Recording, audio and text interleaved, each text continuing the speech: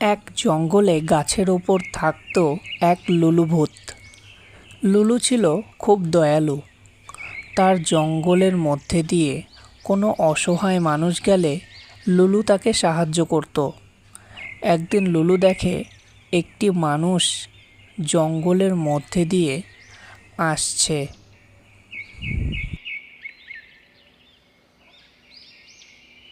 লুলু ভূতকে দেখে মানুষটি থেমে যায়। অন্যদিকে লুলু লোকটি যে অসহায় সেটা বুঝতে পারে এবং লোকটিকে বলে, আপনি মশাই এই জঙ্গলের মধ্যে দিয়ে কোথায় যাচ্ছেন? আপনাকে দেখে তো বড় অসহায় লাগছে। আপনার কি কোনো সমস্যা হয়েছে? আমায় আপনি খুলে বলতে পারেন আপনার কোনো সমস্যা হয়েছে কিনা?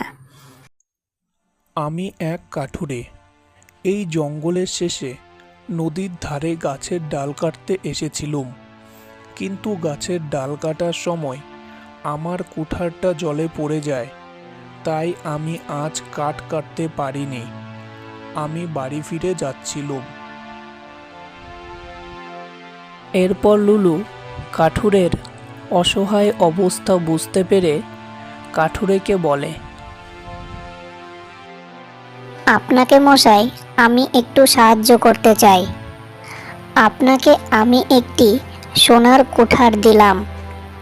এটা আপনি বাড়ি নিয়ে গিয়ে বিক্রি করে নতুন একটি লোহার কুঠার কিনবেন এবং বাকি টাকা দিয়ে আপনি একটি চাষের জমি কিনবেন, তাতে ফসল ফলাবেন।